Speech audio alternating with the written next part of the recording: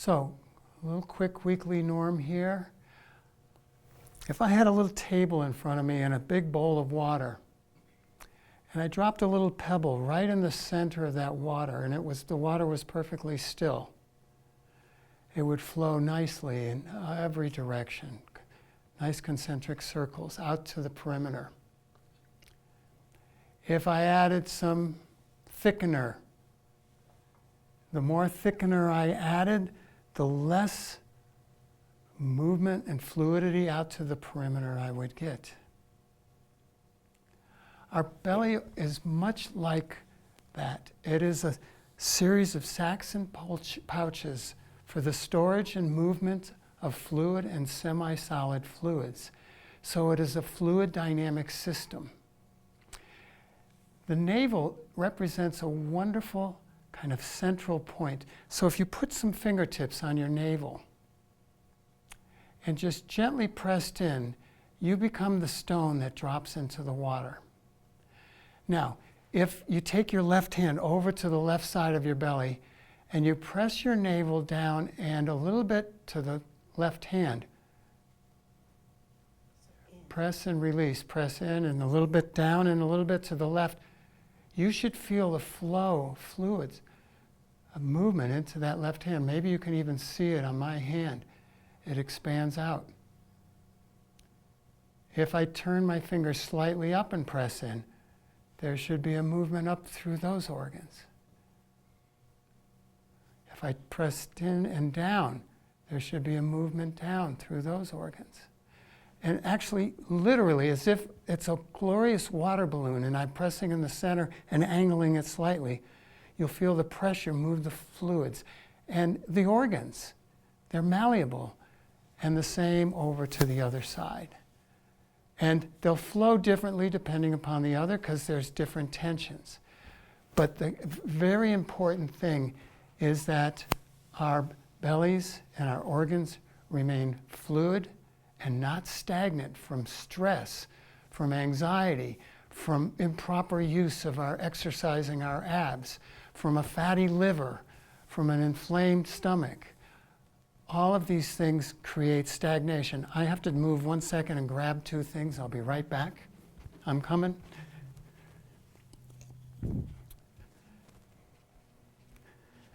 Ten years ago, I was visiting a friend in Crested Butte, and I saw a book on her mantle called I Want to Live 120 Years by a Qigong teacher. She was given to it by a friend of ours, and she didn't want anything to do with the book. So I just kind of looked through it, and I came to this area called belly button healing or breathing. This was over 10 years ago I came to this. And this school of Qigong that did this, and this is a Qigong technique, they use a wand with a handle. I did not like that, so I just took my regular water bottle and I placed it in the navel and I gently began to pulse with it. I know a lot of people in the beginning are finicky about touching their bellies. But I tell you, I've been practicing this actually 12 years now, twice a day at least. First thing in the morning and right before I go to sleep. It's a nice waking up and it's a nice calming down and putting me to sleep. And what that does, and I do it, and I, of course, in my own way, I've added different breathing techniques and other techniques with it as well. It is a hugely powerful technique. And I'm just going to slowly start to introduce this. There's going to be a breath practice class that I'm going to teach it dynamically, but I'm going to teach little bits of it in our saturation classes as well. And we'll talk about how to keep the navel protected. I'll talk about the different things. But what you have to realize is the navel is the central point for our vascular, our nervous, our muscular, our digestive, our energetic systems. It is a central place. It is where you drop the pebble. It improves digestion significantly. I feel like it is a form of nutrition, and I feel like it's a very important part of nutrition. It stimulates the navel area, and it supports the intestinal movement, the small intestines right under there, the lymph. They're 1/3 of your blood supply at any given time is in your guts. If that blood flow, because the blood warms up in here, if it doesn't go well to your feet and up to your hands and feet get cold. So this helps to pump and move the blood. So it enhances circulation significantly. The gentle pressures may move the blood, the lymph, and other fluids through the body. Tremendous stress reduction. If the vagus nerve is all through your guts, it creates stronger core energy flow. It is a major pain relief. You'll feel this flow back into your kidneys eventually. Back pain has been shown. Emotional release. Look up, Google, yoga, belly button healing on YouTube. And you'll see demonstrations. They do different demonstrations. You might even see testimonials. People who have had type 2 diabetes, people who have had other things, have had wonderful, wonderful results from this.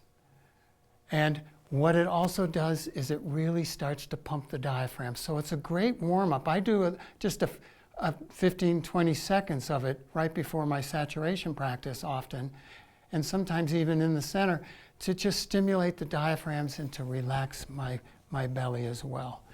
A very, very powerful technique. I also, some people are not as pure. I'm not as pure. I can use the plastic bottle, but I've had dowels designed so you can use a wooden dowel. I do not like the long wand. I have one at home. Of course, I ordered it and saw it, but I like these type of things. And I have the head is designed in such a way that you can have a little broader thing as well. Done with coherent breathing, and I also do it with other breathing techniques as well here, including holdings, including faster pulsing type breathing techniques and so forth. If you have problems with trapped gas, if you're constipated, if you get anxiety, all of these things really, like I said, I don't teach anything until I own it. And I've been doing this for 12 years. At the least 12 years, twice a day. Other times throughout the day, especially if I'm under more stress and being more emotionally challenged, I'll add more of it. I do it about 5 or 6 minutes, but I have done it up to 25, 30 minutes.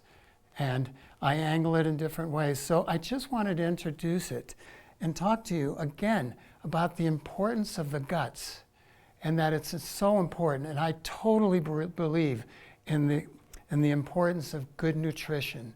But I tell you, learning to keep your guts fluid and open by physically, manually moving them is a form of nutrition. It's a very powerful nutrition. And I think as anybody who's working in the nutrition field or working with their own diet and nutrition, I think you're missing an important ingredient in nutritional work by not keeping the guts open and fluid like this. It's a wonderful technique because we're not just what we eat, we're what we assimilate. And that's what we move, what we digest, and what we eliminate, and what we integrate into our systems. So thanks, everybody. Thanks for listening.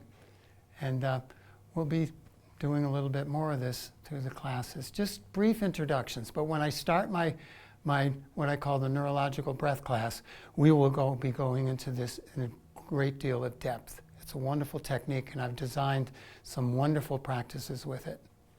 So thank you. Thanks, everybody, for listening.